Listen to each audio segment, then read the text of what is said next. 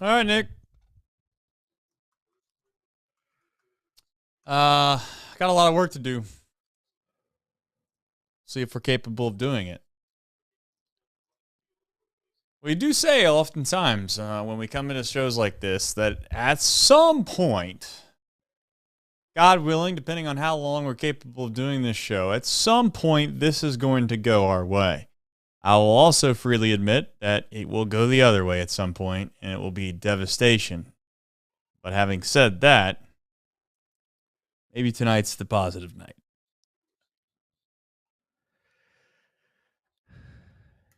Yeah. Good spot of the lineup to start it off.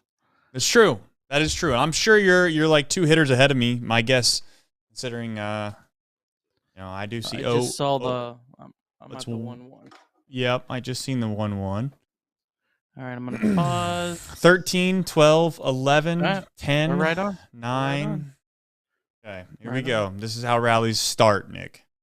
Yep. Starts by syncing it up. See?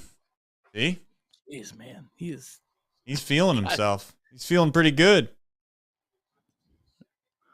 Hell yeah. Say hey, kid, as in Jonathan Indy, that is.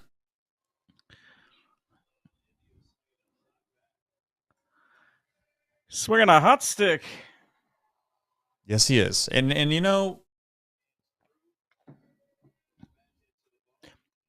I thought the 2 walks off Keller were more impressive than anything, to be honest. Keller's a right-handed pitcher, doesn't walk a lot of guys. The second one was when the Reds were down and, pretty easy to give away those at-bats. Impressive night from him. That ball is torched. He's feeling himself too.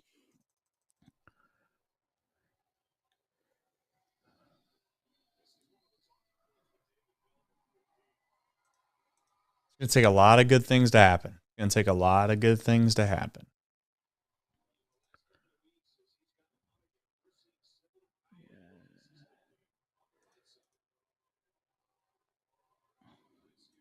Went to the Hamilton Joe's game. Watched Elliott throw out the first pitch. That was a doozy. Hey, at least he didn't puke. Yeah, he didn't. He didn't puke. Just the people that watched the pitch. But he was coming in hot. Yeah, he tried to throw it hard. That's not right, Nick. God, this man. Come on, man. I tell you, this guy gets the worst strike zone of the planet.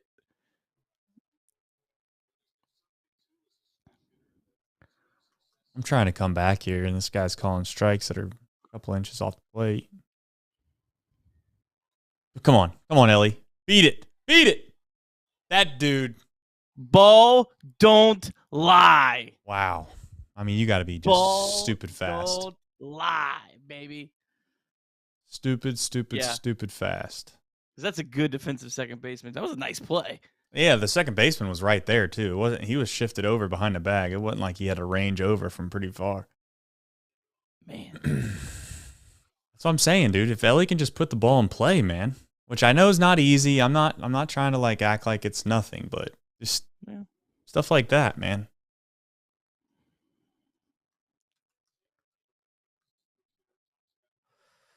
I just need to get 2 more guys on in a row. And then I feel like we'll be cooking with gas. No. Dude. Golly, man.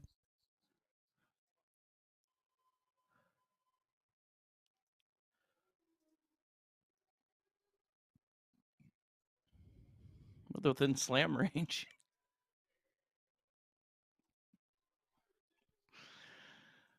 Oh. First pitch, dude. Like, lift the ball in the air, you know? Can you lift the baseball?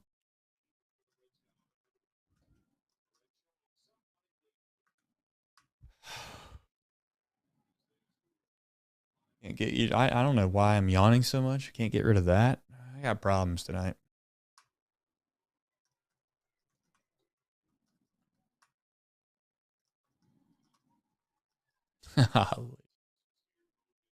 Oh, man.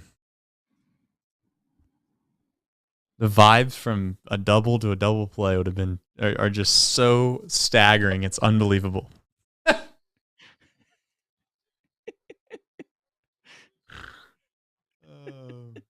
I mean, if he would have just lifted that ball into a gap, I'd be on cloud 9 right now.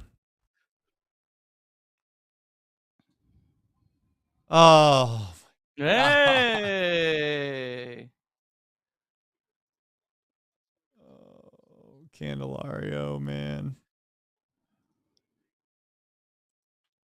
Just for fun right now. I know that you can't really do this, but we would have we'd have what, 2 guys in and 2 guys on with nobody out. It'd be 9-6 with the tying run coming to plate with nobody out. If Candelario got a hit. Or a walk. Yeah, anything. Besides a 67-mile-an-hour ground ball. Andrew is suggesting that Candelario is not healthy.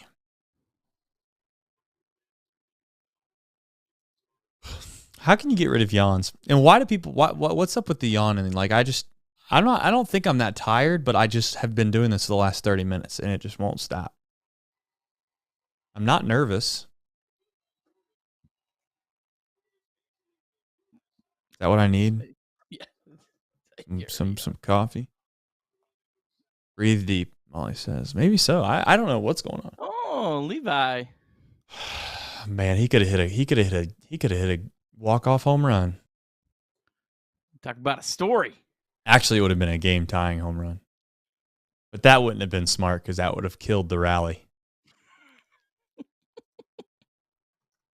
He is actually kind of right about that. When you're not the tying run, like there is something to be said about hitting a home run. I don't know, when you're down 5 and there's 3 guys on, and in the ninth, not in the correct in the 5th ninth. inning. Yeah, in the 9th, to be clear, like when it really doesn't matter at all. Yeah. Like whether you hit a home run or whether you hit a triple, it really doesn't matter because the next guy has to get a hit. Situation, to be clear. I'm never going to be upset at a guy hitting a home run. Just wanted to help clarify that for you. There we go. Thank you. That's a good point. I was going to hate comments in the chat, I'm sure, at some point. And by chat, I mean comments. We don't need that. But what we do need to do is we need to do a show. And why? Because we do them after every game. So, all right.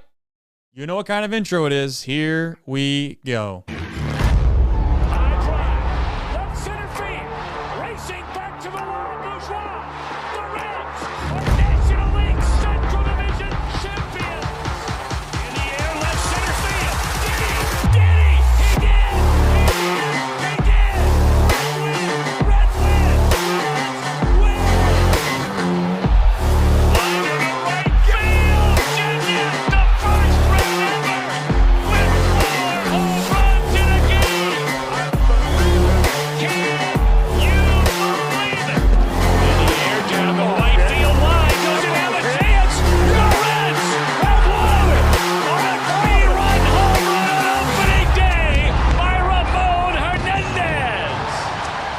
A strike away and out away is Homer Bailey. Ground ball to third. Frazier gloves. Throw to first, and Homer Bailey, for the second time in his major league career, has tossed a no-hitter. Oh, gosh. Oh, my God. Are you kidding me? Holy Moses, the second player in major league history to hit 7 home runs in the first 10 games. In the air, and the Reds win. What a dream beginning to the career of Jay Bruce.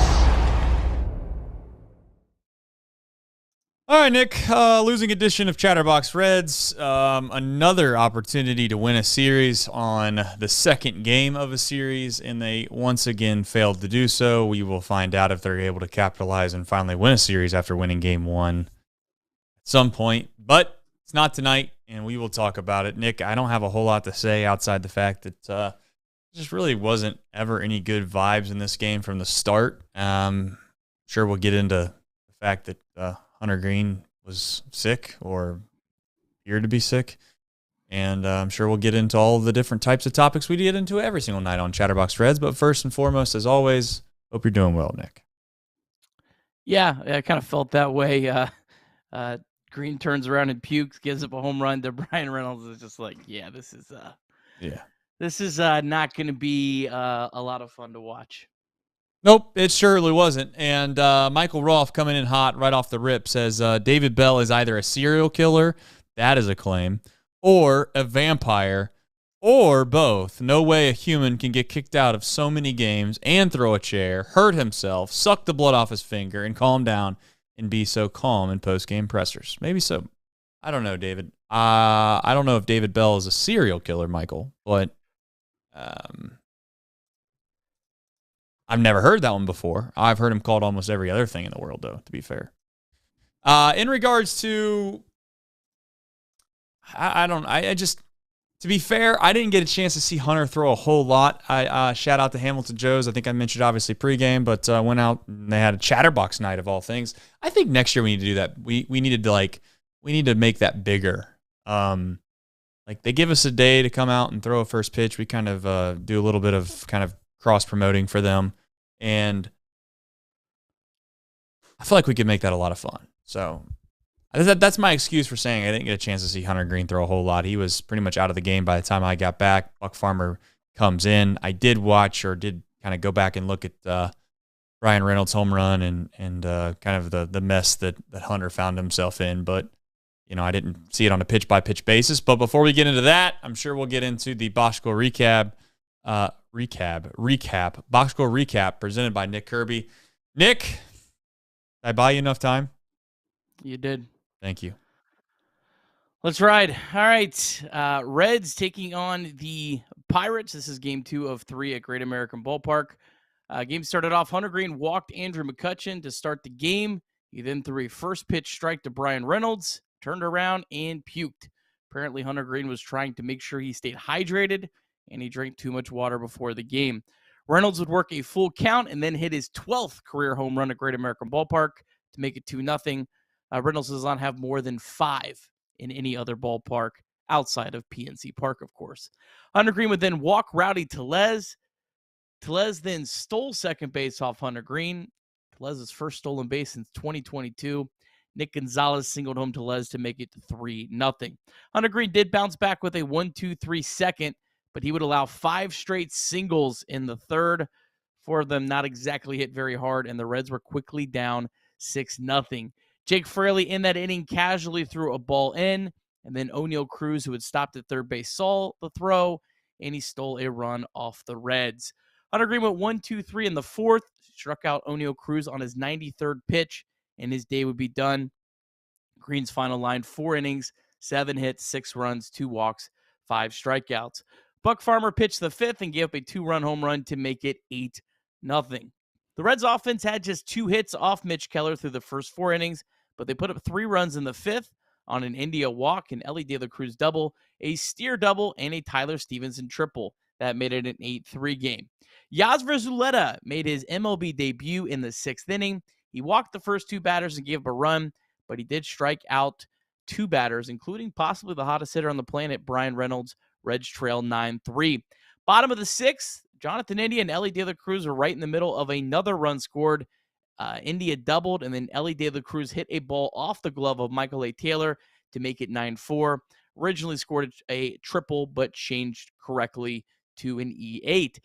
Yasver Zulueta came back out in the 7th and the 8th. He retired all 6 batters he faced for a strong big league debut. The Reds would scratch across 1 run in the bottom of the 9th, but the Reds would fall 9-5. Reds now 37-42 on the season. Oh boy, how did I know?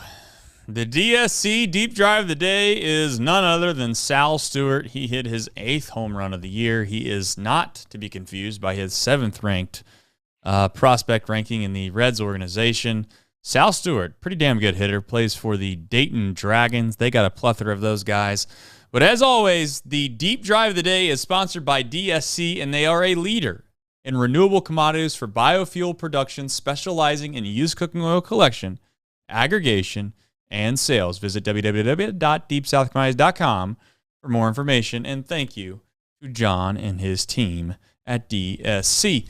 All right, Nick, I'm going to kind of let you steer the ship here a little bit. You have mental errors on here. Again, to be very clear, I didn't see some of the ones. I know that Fraley was certainly one. I do want you to paint the picture of how in the world was it Tellez that he stole second base and then he scored on a hit? What happened there? Yeah, Hunter wasn't paying attention to Les. And I mean, in fairness, you're not really expecting Rowdy to steal a base off you, and he had just, threw up and was trying to battle through whatever. But yeah, Tellez stole a base off him. That was obviously, you don't want Rowdy Tellez stealing a base off you.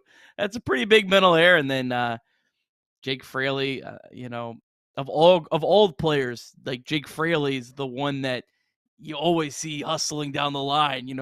He feels like he never takes a game or an at-bat for granted, and he casually threw a ball in, just kind of really just piling on, it felt like. It felt like Hunter Greene has been the guy all year that's grinded. And I don't know what to make of it. I'm sure people are, medical staff not hydrating him right. I don't know. I throw my hands up. I don't know. Yeah, man. I think it's fair to throw your hands up on this one. I'll be honest. I do think that sometimes it's like the medical staff takes a little too much to be blamed in regards to a situation like this. If he was sick, that's one thing.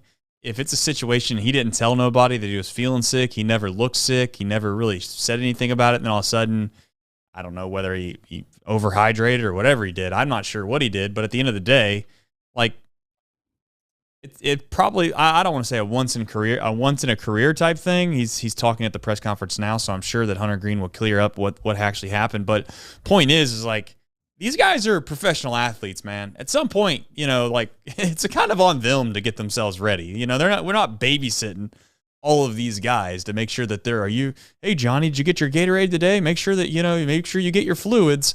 That's not happening. We all know it's not happening. So let's not make a story out of something that's not a story.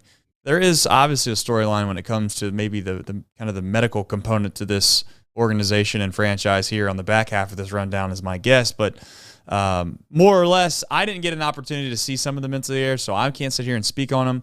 I will just say openly that this team's not good enough to make mental errors. I think we all know that. And I also think this team, in order for them to survive and advance, if that's what we want to call this, over the next month, they're going to have to play not only hard, but they're going to have to play smart baseball. And I'll tell you, I'm not trying to be the guy that says that nobody's smart on this team, but I think that they have a lot of guys on this baseball team that really aren't thinking through every pitch. And they're not playing pitch by pitch, It's very hard to do in baseball is to be focused and locked in for every single pitch. I know people say that they're millionaires, Nick, and they should focus. They have one job is to go out there and play a game for 2 hours, and those people aren't wrong. But if you're the Yankees and you have 50 wins this season, like I'd be like, all right, maybe there's times where you're just like, you're gonna mail it in tonight because you're tired of the grind. This team can't do that. They're not good enough to do that. These games are way too important to be doing that.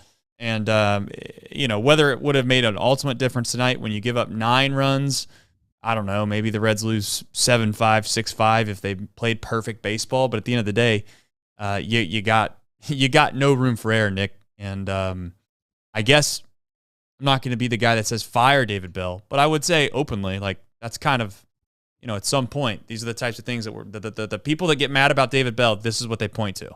And, I don't know. Maybe he has to sit guys to fix it. Maybe he doesn't. I don't know. Maybe it's just bad luck that David Bell's got 3 or 4 guys on this team that continue to make boneheaded plays in situations that make him look bad. I don't know. Yeah, it's tough on a night like tonight. You put up 5 runs on a day you're facing an all-star caliber pitcher, and Mitch Keller. You had Hunter Greene on the mound, and you still lose. I mean, that's just kind of par for the course with some of how this season's gone. Yeah, I mean, look, it was bad luck tonight. I don't really know what else to say. I mean, these are things you can't have happen.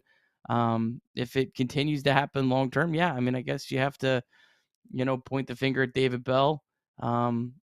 I don't know. I don't know what else to say. I will say this: right tonight. field right field has been an unbelievable disappointment. Yeah, there's really no other way around it. I mean, that's terrible, to be honest. And the sad part is, like, I don't know where the fix is. I don't know if there is one. Outside of Levi Jordan last night. Yeah, okay. We're going to rely on Levi Jordan. Yeah, I mean, I get what you're saying, but I'm trying to I know you're being facetious. You're being a little facetious. I get it. You're trying to make light of a tough subject, which is you look around and you try to figure out who's next in line, and you don't really see anybody. And that just wasn't the case last year. Last year there was at least hope that, okay, I know that I have to watch, and of course Kevin Newman's having a pretty damn good season this year, but I'm just saying in general terms. You watch Kevin Newman play last year and you're like, all right, I know that this probably isn't going to last forever because I got XYZ coming up the pike. That's just not the case in right field. I don't know what they do. I'm sure we'll figure it out at some point. But, I mean, it's just it's sad. It sucks. I don't know how else to say it. Hunter Greene, like I said, I'm going to kind of sit this one out a little bit, see your thoughts on Hunter. Obviously, I know he got sick, but I know people were complaining on X, Nick. I've seen people complaining on X about them hanging him out to dry, throwing too many pitches. Why are they leaving him out there? And, like, I think the third or fourth inning, people wanted them to take him out of the game. I can't speak on it, but you're open. Your thoughts? I mean, when do the Reds have their next off day? I mean, they play 4 games in St. Louis, then they go to New York. They have an off day on Monday, then they go to the Yankees. I mean, I don't know. He threw 2 1-2-3 innings after that first. Like, he seemed like he was okay. And really that third inning, I know no one wants to hear it tonight, but it was tough luck. I mean, there was a lot of, very weakly hit singles, but you have to get some length. I mean, you can't burn through the bullpen. I don't know. It was a disappointing start from Hunter Greene, but just like Nick Lodolo on Sunday, he was kind of due for one of these. And I don't know with the whole hydration thing. My guess is that last year Hunter Greene had a couple starts where he felt like he didn't get hydrated enough and that hurt him, and he tried to overcompensate tonight. And he's learning his body. I'm sure there's probably not a magic formula. All right, this person needs exactly this much hydration. Like, every person's different and every person's body's different, and they have to kind of learn exactly, how much water to consume versus how much, it's going to come back out on. I don't know. He said in the interview tonight, thank you for the chat. And the chat is actually very helpful for things like this because we don't have the luxury of obviously listening to the press conference. But the chat did say that he had mentioned during the press conference or the post-game press conference that he was not overhydrated. So I don't know if he shared exactly what the issue was, but at the end of the day, I guess the real question comes down to, was the production that he put out tonight, was it based off the fact that he was, sick or not his usual self, or was it the fact that he just didn't have, a great game? And unfortunately the Pirates kind of put some at-bats together that you could say lucky or whatever you want, but they stringed together, what was it, four singles, I think, in a row. And they weren't in a row, but there was 5 singles in 1 inning. Yeah, so he got 5 singles in an inning, and anytime you give up 5 singles in an inning, it's not gonna do the job. So, I don't know. There's an easy out, right? It seems like there's an easy out. This kind of feels like it just kind of seems like an easy excuse. When those restaurants, like especially the fast food restaurants, and COVID hit, and they were like, oh, they're going to, the public will understand if we just close our restaurant and we only use the drive-through. Well, let's do that. And then they did that for 2 years because they just wanted to use that as an easy excuse. Maybe we could use the excuse that he was sick tonight, even though it really didn't matter. 100% man. It's just, what a season. It feels like he's on the opposite end of whatever happens. His last start, he throws 6 1/3 brilliant innings. The Reds lose 1-0. Tonight, right. The Reds put up 5 runs. Do you think this is a fair question? I was thinking this because I know what you're saying, but I have a quick question to you back to this. Do you think that if it was a really, really tight game, though, that Keller doesn't lock it in a little bit more? It's just sometimes I think if you get out to an 8-0 lead your focus kind of slacks off a little bit. It leads to making some mistakes.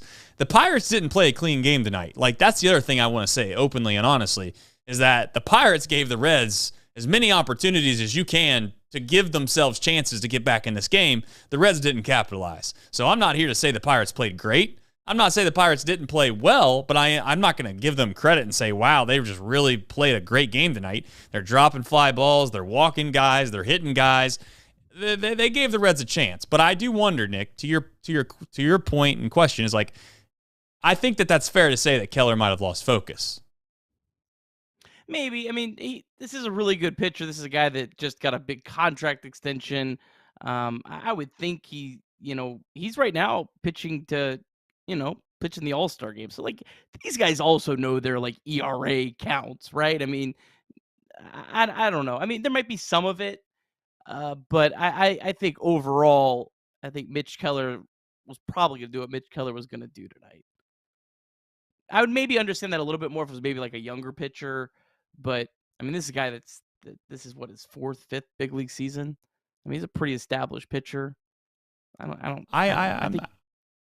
think these guys nowadays, it's not like back in, the 80s where they were just trying to get the win. Like, the win was their stat. Like, Mitch Keller knows how many wins he gets this year means very little. Like, no one's going to care what his win-loss record is, but they're going to care what his ERA is a lot more. So I would think that, you're still pitching for the pride of that. Well, you are, but I definitely think that you're human, and without question, Yeah. You see that you have an 8-0 lead. It's going to be significantly different than it's like if it's 0-0 or 1-0. I mean, that's just the nature of the beast. But hey, kudos to the Reds for kind of scoring a couple runs and getting Keller out of there. I think it's the first time he did not get through the 6th inning in quite some time. So there's something positive if you're trying to look for something positive.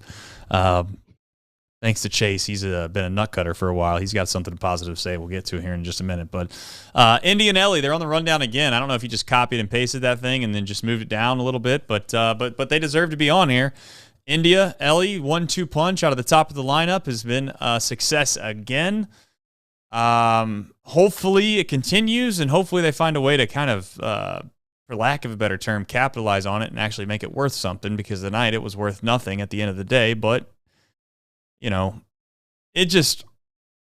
know we're trying so hard to try to find positives in this team right now. And I'm not saying that everything's horrific, but in order for this team to really be able to produce offensively, we're going to be asking a lot, Nick. We're going to be asking a whole hell of a lot out of Jonathan India, Ellie, probably Candy, obviously, and then Steer. Outside of that, we're going to obviously probably be frustrated with everybody else from time to time, because we've been like that all season. And I don't know if you have anything else to add. We kind of talked about them last night. You kind of want to say something about those guys? Yeah, no, like, obviously, I think especially Jonathan India deserves his flowers. He's up to 374 on base percentage, on base 4 times tonight. It puts him at 9th in the National League in on base percentage, tied with Kyle Schwarber, who's an on base machine. So that's kind of the level that he's at right now. I thought that the 2 walks that he had off Mitch Keller were very impressive for me. Mitch Keller's a guy who doesn't walk a lot of batters. The second one was when the Reds were, it was like, the Reds might have been down 8-0. They might have made it 8-2. I don't remember exactly, but they were down a large margin, and he just had a good competitive, plate appearance in that spot against a really good right-handed pitcher. So that's good to see. And look, if we'll get to the back half, like CES is out. I mean, you need guys like Jonathan India to play better than me and you really expected him to be able to play this year. And right now he's doing that. I think Jonathan India offensively, and defensively, he's never looked better defensively. Right. Looks as good offensively since his rookie season. So I don't know if he can keep this up or not, but right now he looks like a well-rounded offensive player that is your leadoff hitter. Yeah, it'll be interesting to see what happens kind of with India and if this team gets healthy, what that ultimately looks like. Because at no point during last season did we ever think in a million years that Jonathan India would be playing second base on an everyday basis for this baseball team and this organization, for that matter, anytime soon or ever again. They were already kind of openly talking about the concept that he was on the trade market, and they clearly told him that because every time he was interviewed about anything with the Reds, even at Reds Fest, he kind of was a sad puppy, if we're being completely honest. I think if you asked Jonathan India if he was going to be playing for the Cincinnati Reds on June 25th, back during Reds Fest, he would have told you no. And I'm not suggesting for a single second that I'm for or against trading Jonathan India. I think that if the price is right, then the reality is that this is what good franchises and good organizations do, though. I will say that. You're going to sell high, and I'm not suggesting for a single second that I'm rooting for Jonathan India to get traded. I don't want people to sit here and think that I want them to sell off at the deadline and not care about anything. But at the same time, in order for this team to probably be what we want them to be, Matt McLain's going to have to be pretty good because there's nobody behind him. Noelvi Marte is going to have to be pretty good because there's nobody really that's going to take his place. Maybe you could argue Candelario, but we've seen how that looks at third base at times. And then from that point, I'm not totally sold on CES, if we're being honest. But let's just say, for instance, if CES comes back, there's your infield. And you got to figure out what other teams are desperate to get at the deadline. And I'll just leave it at that for now. I'm sure we'll have plenty of conversation around that at the deadline. And then from there, we'll see what this Reds team ultimately does.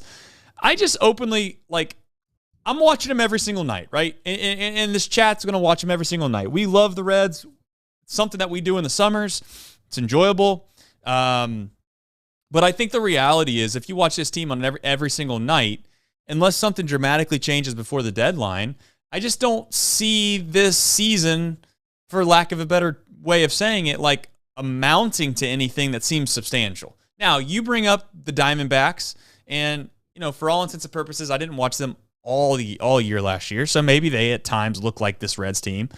But it just seems like there's no camaraderie or there's no fire and there's no kind of it factor that they had last season. And I'm not going to sit here and debate for hours on end what the difference is and why, but I think it has a lot to do with the fact that they don't have McLain and TJ Friedl for the vast majority of this year. I know the pitching's been significantly better, but at the end of the day, your position players play every single day. Your starters don't. And, we'll find out now because obviously Liddell is back on the IL. We'll probably discuss that as well as we get going there. But I'm just openly saying it is great that Jonathan India is playing well, even if that means he's not playing for the Reds at the end of the season. And if he is playing for the Reds at the end of the season, that's fine too. The thing you have to remember is Major League Baseball GMs weren't born yesterday. The flaws and with Jonathan India's game previously that have made a lot of us think that he's expendable, they're not going to be yeah, this guy's hot right now. If they need a second baseman, they will. I think they will. If you're desperate for a second baseman at the deadline and you're a team and you're a franchise that's starving to win, there's no doubt in my mind that somebody might overextend themselves. I will also openly say, Nick, that all these top prospects and all those things, I'm not anti-prospects, and I know you're a big prospect guy. It's let's be honest. If we traded Edwin Arroyo last year for some guy to help us at the deadline, prospect people would have been pretty pissed off about it to a certain extent if it wasn't a relatively meaningful thing. But then you turn around and 2 or 3 years later, again, Arroyo could end up being an all-star in the major leagues, maybe. But he also might be a guy that never turns out to amount to anything, and then it ultimately doesn't matter at the end of the day either. So I do think that there's going to be some team out there, personally, that's going to look at Jonathan India's on-base percentage. They're going to look at his outs above average, and they're going to see that he's obviously played in the big leagues for a considerable amount of time and say he's a big league bat, and they're going to take a stab at it. I would venture to say that that's a real possibility. Now, if the Reds don't deem whatever they're going to get back in return as fair, then they won't make the trade. But I think someone's going to call about Jonathan India. I do. Oh, for sure. I think someone's going to call, but if we're talking getting anything that's going to, I think, satisfy people, because I'm assuming if the Reds go out and get a player that's they're going to send to Daytona that's 18 years old, that's a lottery ticket. I don't think that's going to really excite this fan base. Well, they could hopefully find an outfielder that has plays for some organization that has ridiculous depth in the outfield, and maybe we'll get lucky. That's the optimistic approach. Absolutely. Maybe. Jonathan India might be that outfielder, though. He was supposed to be an outfielder. I don't know, man. If you're going to convince me that Jonathan India is going to be the outfield bat that this team desperately needs, then you can go sell that to somebody else. I mean, right now, if you have Matt McClain at second base and Jonathan India as your... I've never seen him catch a fly ball. Levi Jordan, I mean, I'd feel better. I mean, maybe if he can catch a pop-up fly ball. I know he's not fast. I just don't see it. He's not What? that slow, is he? I mean, I don't know. I've seen his range. Well, this is what happens. It turns into me not dislike. Jonathan India is more than great. Okay, I'm done. I'm not going to sit here and turn this into a slander. 66th percentile in sprint speed, baby. Right, well, he's above average. We'll stick him out there. See what happens. There you go. What's the worst that could happen? I mean, I've seen plenty of other bad outfield defense over the last couple of years. I don't really think Jonathan India could be any worse than some of what we saw. All right. I'm not going to say I agree or disagree. I'd like to see some fly balls, though, before I say that that's my guy. All right. We have a couple things to get to, a couple people that support us and this show. Chase Wellman.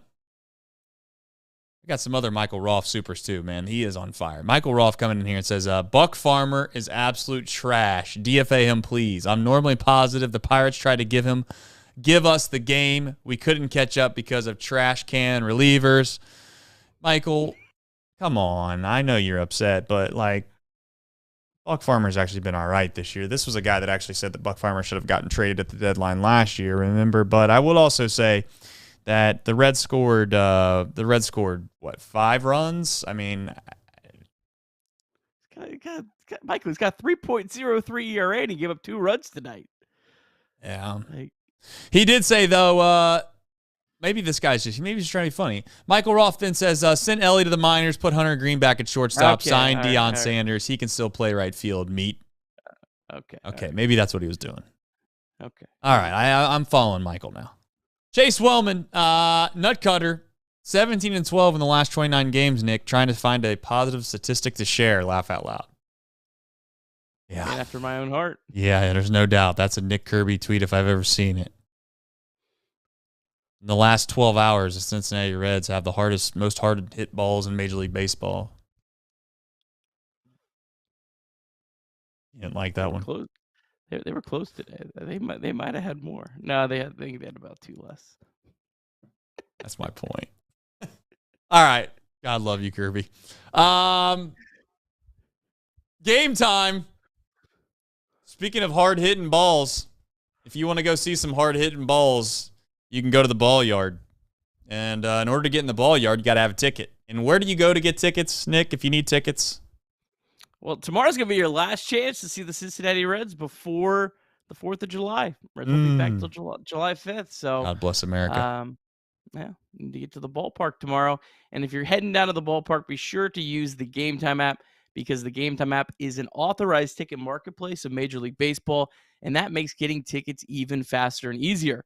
Prices on the Game Time app, they actually go down the closer it gets to first pitch. With killer last-minute deals, all-in pricing, views from your seat, and the lowest price guaranteed, Game Time takes the guesswork out of buying MLB tickets. They have all-in pricing. You can toggle this feature, and it shows you the total up front with no surprise fees at checkout. Lowest price guaranteed, or Game Time will credit you 110% of the difference. Take the guesswork out of buying tickets with the Game Time app. Download the Game Time app today, create an account, and use the code CINCY for $20 off your first purchase. Terms apply. Again, create an account, redeem the code CINCY, CINCY, for $20 off. Download the Game Time app today. Last minute tickets, lowest price guaranteed. Love that. Go to mantherapy.org right now and you can get a head inspection. Just so you know. You can take the inspection, pop the hood, and answer 18 quick questions about your mental health. I might do that during this show. One of them says, I feel tired most days, but I'm able to function. Ha! Damn. They got cameras in my house. Trace, if we ever can't find that 5th topic that we need for the J-Bar, it's going to be 988 survey. One says, I feel alert and ready to go more than often. That's not the answer. Anyways, mantherapy.org. You can check it out. 18-point head inspection. Get yours today. Something just fell off of my, it looks like it's this. Off the microphone. Not ideal. All right. We're back better than ever. 988, text call if you need it. Zaluda. Good for him, by the way. Shout out to him. Threw 2 innings. Good job. 3 innings. He threw 3 innings? Yeah. I mean, they're for sure sitting him back down tomorrow. Damn, that's my fault. I didn't know he threw 3 innings. Did I mess it up? Yeah, 3 on there. 3 innings. I mean, I believe you more than I believe me. I must have missed it. He gave 2 walks, too, to start that, and then still got through 3 innings. So, yeah, I've liked, Zulueta when the Reds got him. It was, kind of a lottery ticket. But this guy was the Blue Jays, and I know they didn't have a great farm system, but he was the Blue Jays' number 3 ranked prospect last year. Pitched in the Futures game, and the Blue Jays gave up on him. He's been awesome. Every night I check these box scores. I try whenever I can to go back and watch certain pitchers, and Zulueta is one that I always try to do because he's really fascinating to me. And I don't know. I mean, he's the kind of guy that feels like he's a different type of pitcher, but feels like he could be that next Fernando Cruz type, story for the Reds. But yeah, I mean, he's been on a roll. I'm sure he's going to get sent back down tomorrow for Ashcraft. But again, I think that at some point he's on the 40-man roster. I think he'll be back up here, and I'm sure the Reds were very impressed with what he did tonight. I hope they are, and I hope he continues to throw the ball well and gain some confidence, and maybe he's a little diamond in the rough, as they say.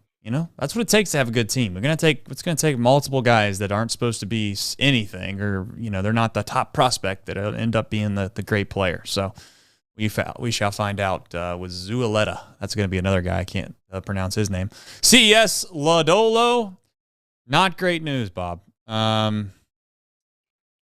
Listen, here's the thing. Like, this whole medical staff thing, I see it all the time now, and like can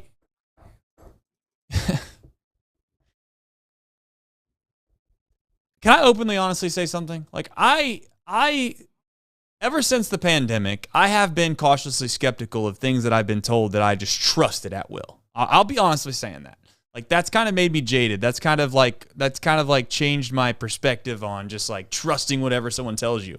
However, it's hard for me to sit here and wrap my brain around the idea that you have like 10 to 12 medical doctors that are all looking at the same thing, and they come up with a group conclusion on what the best angle of attack is or what the best option is. And like they get it wrong all the time, which is what people kind of make it out to be on the internet. It just doesn't seem like that's realistic or fathomable. I also knew I seen someone else tweeted today about how, CES went on the IL basically 2 months ago, and now he's getting surgery, on July 11th or whatever that date was. It's like, don't you think maybe they were trying to figure out all the options before they exhausted every option possible before they went with the surgery, because they knew if they went with the surgery, even if they did it right then or whether they did it in 2 months, it was going to be the same thing. It was season ending, and realistically speaking, he wasn't going to be back till the offseason anyways. That seems realistic to me. Now, I know that's not the hot storyline. That's not what everybody wants to scream and yell about, but that seems the most realistic when it comes to CES. It's like, Nick, they knew there was an issue. Whatever therapy or whatever opportunities they had to maybe try to fix it, they exhausted it ad nauseum to make 100% sure that whatever that wrist ligament was, I'm guessing it's a ligament, I don't know, it didn't have a chance to heal on its own before they had to actually do some surgery. And then they find out that obviously it's not progressing, so they go ahead and they go through with the surgery knowing it was going to end the season regardless. That seems the most obvious thing. Maybe I'm wrong, but that seems obvious. Sure. Obviously, you right now wish you just would have got the surgery done and had a chance to still play this year away. But can I stop you on that though? Can I stop you on that though for a second? I disagree with that wholeheartedly. I think that if you're going to ask a guy to get surgery and then spend the next 3 months doing no baseball activity basically, and then just pop him out of midair, and I'm not saying you're saying this, I'm talking to all the people that think this. Pop him out of midair, and we're going to be in basically We're in June, July, August, middle of September. So like right in the middle of a pennant race and then go right into basically the postseason. If we are lucky enough to make the postseason, this guy's going to be playing, less than 2 weeks? Doesn't he have to go on a rehab assignment? Like that doesn't work like that. You know what I'm saying? Like you don't just magically start playing well as soon as you get, your wrist surgery completed. And also, I'll be honest with you, if he's out 3 months, Nick, and the Reds were actually to make the postseason in the position that they're in now, do you think the Reds even want to put him in a starting position? Because the reality is that they probably figured something out, is my guess. So that's my argument back to those people. Sorry to cut you off, but I'm not doing that whole song and dance of they could have done it 2.5, 3 weeks ago and they'd have had him back for the last week of the season. Oh, get the hell out of here with that. Like, use your brain. Go ahead, Nick. Well, I was gonna say it's possible he didn't want to get surgery. He wanted to avoid surgery if he could. I mean, I don't want to just hey, you might need surgery. All right, yeah, let's go, baby. Like he might have been a little hesitant. This is a guy that's playing for his future earnings, and he wants to be careful about do I really need surgery? Do I not? What's the best for me long term? So you have to factor all of that into it. And there's just, with these type of things, there's just so many things we have absolutely no idea on. We only get what we hear, these little tiny pieces in a press conference from David Bell, where David Bell is intentionally, purposefully trying not to tell us too much information. That's fair. And so I don't. It sucks. The whole thing just sucks though, because CES was the one guy you were counting on to be your power hitter this year, and if the Reds do, make a run at it here before the trade deadline, you have to think they have to get a big bat. Now, I'm not selling the farm for it, but you have to think they have to get some sort of big bat to have any sort of realistic chance. I don't think it's... Listen, I'm not trying to be the negative Nancy on every single show from here on out. I just don't think that this team is in a position to where you're going to openly give away something that you think's valuable to try to do something this year. And I know people are tired of waiting. I'm tired of waiting, man. Like, we're all tired of waiting. Like, this sucks. It sucks that we continue to find ourselves in a position where it's not the team that we thought we had. It's not even close. Not even remotely close. And then you think Lodolo's back, and I don't even know, I'm not saying this is a phantom IL stint with Lodolo. I don't know what it is, Nick. I'm not trying to say that they're doing the whole roster management with the IL again. I don't think that's the case. I hope Lodolo's fine, but I'll also openly say that we have talked about before, how's Ashcraft get an opportunity again? Blah, blah, blah. And here we are. This is how he gets his opportunity. But I don't know if anything's come out on Lodolo. I haven't seen anything. What's the expectation if there is one? Do you know? I think they said they're hoping just 2 starts. So if it's only 2 starts, I believe he could potentially be available for the final series before the All-Star break against the Marlins. My guess is he probably comes back after the All-Star break. Seems like that would make the most logical sense. You give him, extra time. But I don't know. Maybe the blister. I don't. Blisters are kind of a weird thing, right? It may in 5 days go away. It might take longer to go away. I don't know. I've had blisters before. It's you don't really like. You think, well, you got to watch it. There's not really a concrete timetable on something like that. You hope that it's not like the blister that he had back when he was with Chattanooga. I remember that he was flying up the prospect charts, and we were really excited about him. And then he missed over a month with the blister. Now it sounds like there was potentially the baseball they were using in the Southern League. The seams were messing him up. They were different. Seams could have been higher. Than what they have on Major League Baseball. So that was what they said the cause was. But yeah, look, the Reds. This dude needs to get out and rake some grass or shovel some dirt or something, dude. Get some callus on them hands, dude. What are we doing? I'm being a little facetious, but my God, some of this stuff. I seen Billy in the chat said something the other day. He said he was said he's been out all day laying bricks for 9 hours. Gets home, he feels great. What's so hard about going out and playing baseball? I think we all kind of understand that 162 it's a lot, but in the pitchers maybe it's a little different. This is kind of wild though. It's just everybody's hurting. I mean, Matt McClain gets hurt. He gets hurt multiple times. TJ Friedel gets hurt multiple times. Jake Fraley gets sick. He loses 150 pounds. That's facetious. And then all of a sudden, Tyler Stevenson's, he's got a phantom injury. He's out. We don't know. Austin Wims has to come up. We have to cut Connor Capel. He then gets obviously back on. I don't want nobody to lose sleep over that tonight. We still have him. He's in Louisville. Noelvi Marte gets busted for drugs. And what else am I missing? Oh, CES is hurt. Did I miss anything? It's just, I know I'm missing somebody. I can't come to my mind, but maybe everybody's like this. Maybe every team's like this. I don't believe it. I don't. Like, I hear people like, oh, well, everybody gets hurt. No, not everybody gets hurt like this. It's not everybody has this happen to them. I don't care what you say. And not only that, but like multiple years, Nick. Last year, we were dealing with the crap with Hunter Greene and Lodolo out all year. It's tiresome, man.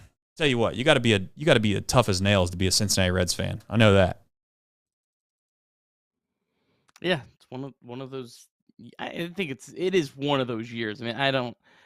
Right. Reds have had some years where they, I think 2021 they had like hardly any injuries. I think that was the reason they stayed in the race and why that team probably overachieved. That team stayed very healthy overall for most of the year. Brandon Williamson. Yeah. Emilio Pagan. I don't know. Although I will openly admit that I wasn't like Brandon Williamson isn't like a huge. Now, I'm not saying I didn't want him. In fact, I think I was. Nick can probably back me up on this. I think I was the one guy that tried to defend Williamson every time his name got brought up with the other guys and Andrew Abbott. Now, Andrew Abbott's thrown the ball unbelievably well, but I'm not going to go into the season and be like, Brandon Williamson, I can't believe it. Like, we'd be in first place with him. That's obviously not the case, but I don't know. So blisters are blisters. We'll find out with Lodolo. Who knows? And we'll move on. And I don't know. It's frustrating. We're all frustrated. And at the end of the day, we can only do one thing, and that is to hope and pray that things get better. And if they don't, they don't. But, you're here. We're here. We're going to keep talking Reds baseball each and every day with you. And we appreciate you. Like the stream if you haven't already. Download, rate the podcast as always. And I won't ever forget to thank you. I very much thank you because this show is a grind. I think somebody in the chat asked at the beginning of the show, is like, be honest. Does it suck doing this every single night? I can't believe you do this. It doesn't suck doing this every night, okay? Let me be clear when I say that. Like, we're so appreciative of the loyal fan base that we've obtained in our Chatterbox Reds and all that. As far as like doing the show every single night when you have to watch, this type of ball, it becomes a grind. It becomes a little bit of a grind. Yeah, it does. But we're not going to complain about it. So there's that. Reds MILB, Nick. I don't know if you have anything to add before we jump into the minor leagues of the Cincinnati Reds. Hopefully you have some good news. It'd be kind of cool if you had good news. And based off that face, the answer is no. Some mixed bags today. Some mixed bags. All right, so we'll start off with AAA. They had a tough one. They lost 14-4 to Toledo. Golly. Bats 38-37 on the year. Noelvi Marte, he did get a hit. I don't remember the exact number. I think he was like 0 for his last 20 or something like that. So that was good. He also had 2 hard hit balls. One of them was over 100 miles per hour. Still has not walked on his rehab assignment. I don't know. I don't know if this is going to be his last game or not. He's eligible to come off on Thursday. Tomorrow, the Louisville Bats, they play a day game at 12:05, so they could play him and then, go out to St. Louis. It's not as bad as playing a night game, but it'll be interesting to see if he's in the lineup tomorrow at 12:05. Jacob Hurtaby's first game for him back with Louisville. He was 1 for 5. Rhys Hines, he had his 12th home run of the year. He was 2 for 4. I didn't see when that home run was hit, but I have a good feeling that home run was hit when the Bats were down about 14-1. And then Connor Capel, he was 2 for 4. And then Christian Roa, really tough night for him. He only made it 2/3 of an inning, 4 hits, 3 runs. Chattanooga, Trace. Choo-choo. Our friends got to play their disaster of a first half was over. They have a clean slate for the second half. and they lose 17-4.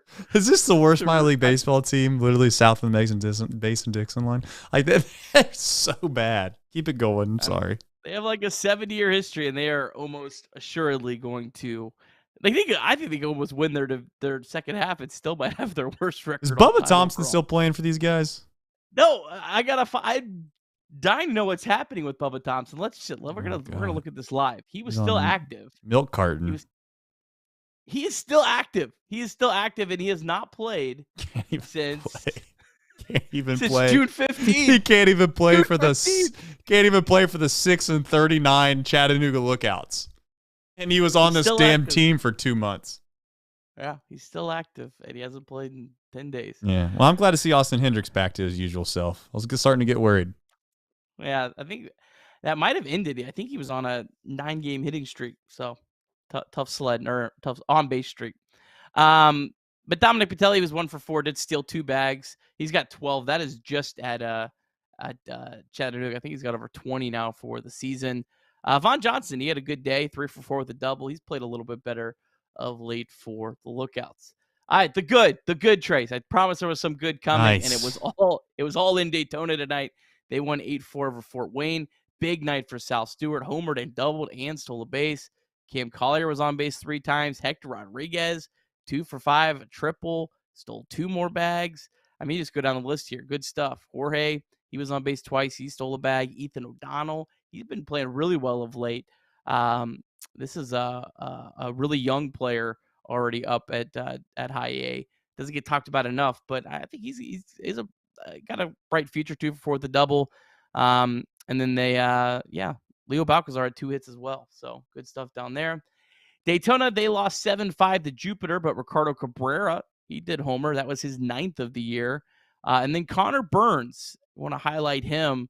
He was on base 3 times with a double. This was the Reds' 5th round pick. He's a catcher. He's got an 850 OPS in June. And then out in the Dominican Summer League, the DSL Rojas, they lost 8-5 to the DSL Cubs Red. Adolfo Sanchez 0 for 3 with a walk.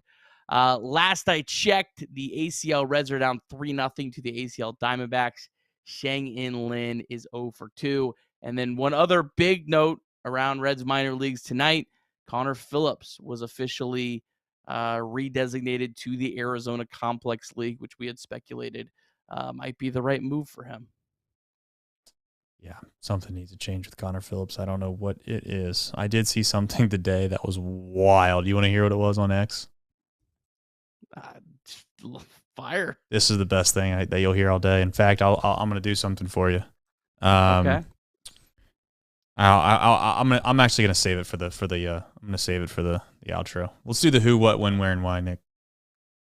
Okay. Well, give me 1 second on that. Pirates just announced their starter. Let me at least, erase the. Well, at least, it's fine. We don't need this bastard's ERA. Nah, we don't care about it.